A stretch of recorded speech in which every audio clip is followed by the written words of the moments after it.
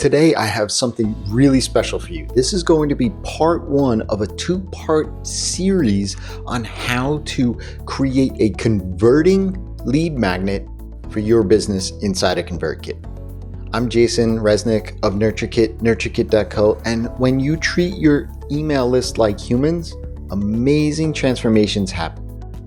This was a workshop that I held for a client's community, and in this first part, in this video right here, I'm going to walk you through the strategy, the thought process, the website flow, and ultimately the positioning of your lead magnet in your business so that it converts into sales on the back end. In part two, which I'll link up below, you will actually see me and watch me as I build out this lead magnet inside of ConvertKit. Build out the form, take that form and integrate it into a website, and then take those brand new subscribers who opt into the lead magnet through a visual automation and a sequence that is designed to convert from the lead magnet into a paid product and or service. So if you're ready, let's dive in. Welcome everyone. I am excited to be here. If you're excited, why not just jump into the chat and share where you're calling in from, or what your website is, more importantly, right? Let's share out what our website is. Maybe if you even have a lead magnet, share a link to that. I'm happy to take a look. I'd love to see it. Now, that's what this workshop is all about, building a lead magnet. Now, if you're wondering, maybe, is this the type of workshop that's for me? I want to let you know that if you are here today and you don't know what a lead magnet is, then this workshop is for you.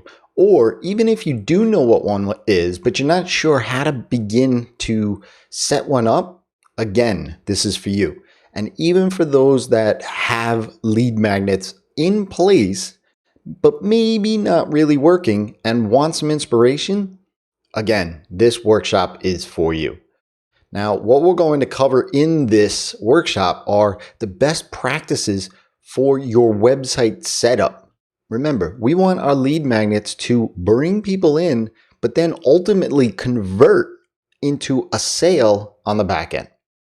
We're also going to talk about the setup within ConvertKit to do this properly, and then we'll open it up for live Q&A. I'm Jason. I'm a husband, a proud dad of two young boys. I'm a podcaster, web developer, email automation expert, and I'm a proud New Yorker, which really means that I talk fast, but I really want to be able to deliver enormous amounts of value for you. But I will leave time open at the end so that you can ask any questions that you want. I want you to walk away with value or any of the questions that you had coming into this answered for you. Now, I ultimately help creators and online businesses build businesses designed around the life that they want to live. And I do this through automation, scaling, and engaging with their lists without sacrificing the sanity and family time or just the time that they want to do other things. Now, I have a phrase that I always say, and it's when you treat your lists like humans, amazing transformations happen. And look, ultimately, it's the results that matter, right? But how you get to those results, well, you have to go through that, right? And so one of the clients that I had, Ian, he came to me and he said, look, we run Facebook ads to products. And then once they buy the product, they get on our email list and, we don't do anything with them. Now, he was converting at 4%, which is great. I mean, that's, I was impressed, right? He knew his audience. He knew what products worked for them and he made the match. However, he wanted an email engine on the back end to convert more, right? And so what we found out was through the nurture sequence that we set up and through the weighted lead scoring that we set up, he was converting within 30 days 15% of the people that came through.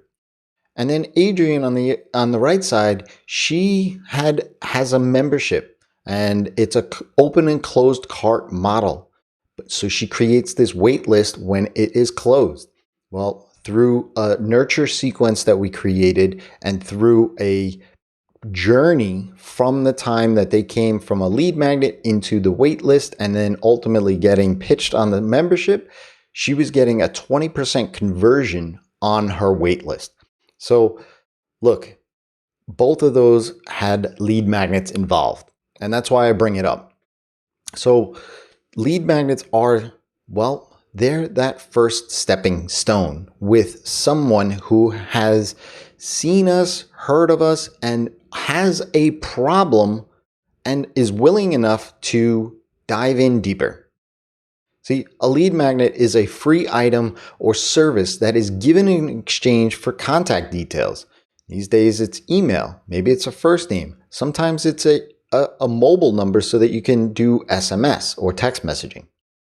Ultimately, the lead magnet, though, is a marketing effort to generate revenue because that brings in leads to our business. The lead magnet has a specific goal for you and for the lead, right? It needs to be a quick win for the lead so that they further trust you, but also a win for you because it needs to generate that revenue.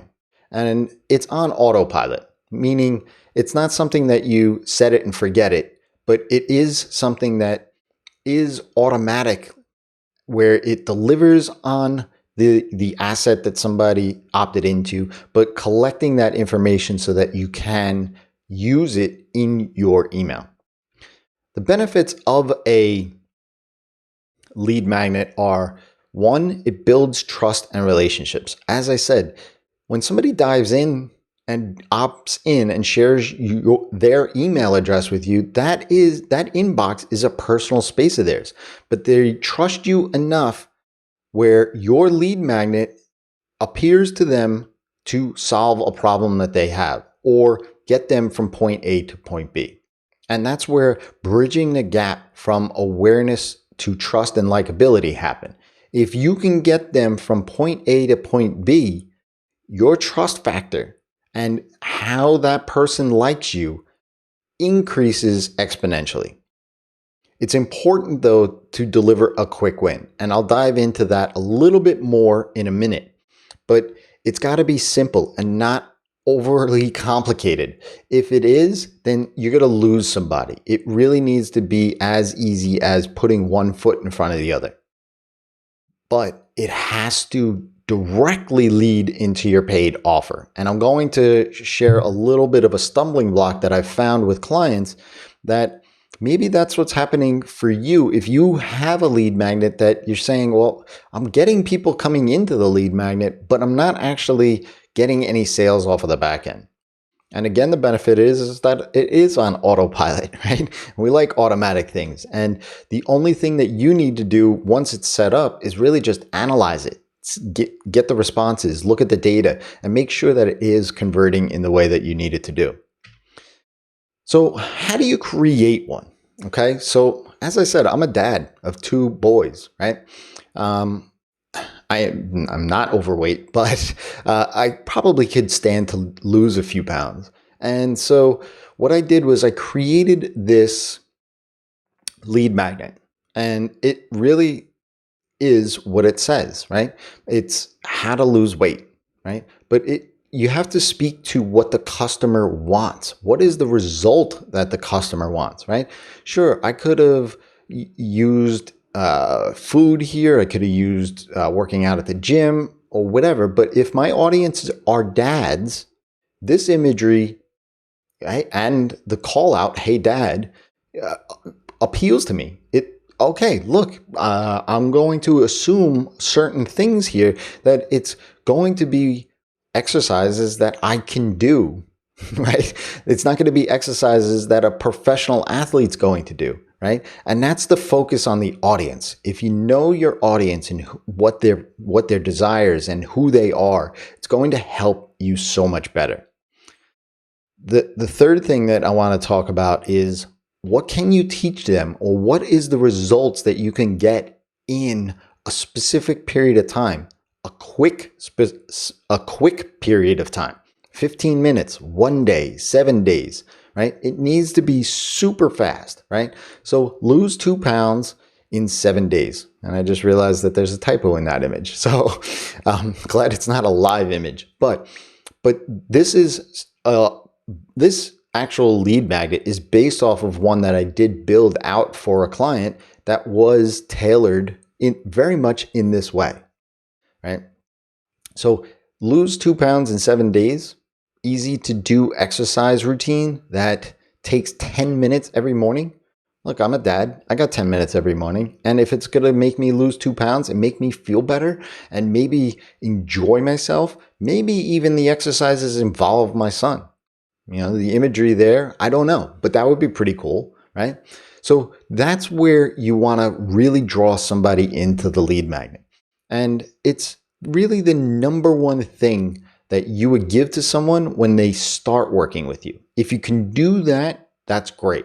Because look, they could be a checklist, an assessment, a plan. Those sort of things work very, very well. A survey, you know, you can do, basically think about how you want, when somebody comes to you for the very, very first time, what is the first thing that you want to do with them? What is the first result that you want to get them to, right? And ultimately it's going to be easy.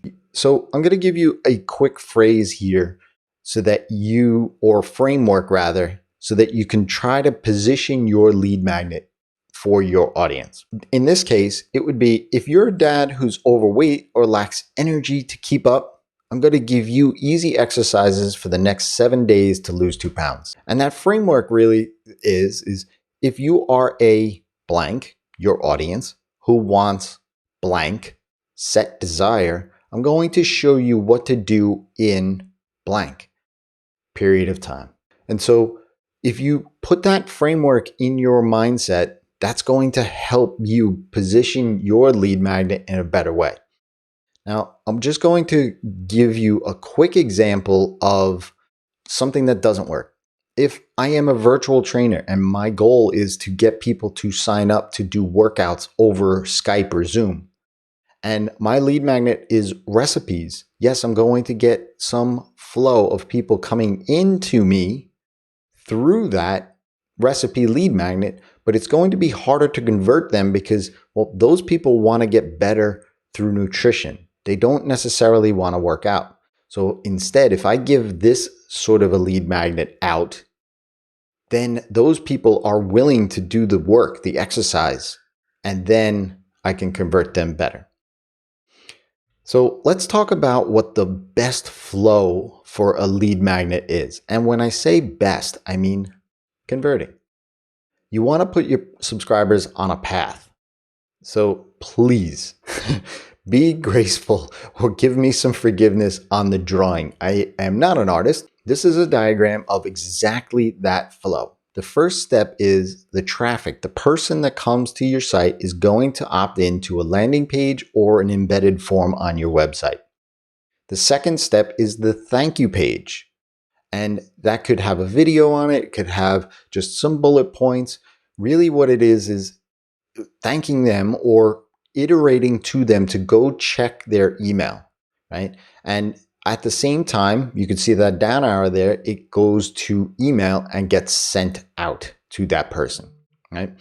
That email that gets sent out goes directly to the offer. All the emails moving forward then drive traffic back to your website, but to an offer, a sales page, right? So you can see that it's really just a 3-step process that goes from the opt-in to the thank you page. The thank you page is just framing what's next. What do they need to do? What is the action that they need to do next? Which is going to check their email. When they check their email, they're actually going to get a series of emails over the course of several days that goes back to the offer. Okay. So that's what we're actually going to build out in the live demo. Now, Your subscribers don't want another friend. They want a solution. Remember, the goal of the lead magnet is to convert somebody by getting a quick win for essentially free, even though they paid with their email address. But get a quick win that leads them into wanting to buy from you. Actually put money in your pocket. So look, your subscribers don't want another friend. Don't think of it as I gotta keep giving free value, free value, free value. It's okay. The emotions of a subscriber when they first find you are at the highest. The shiny object syndrome is there. You want to put in front of them the offer to your next thing based off of the results that they got from that quick win.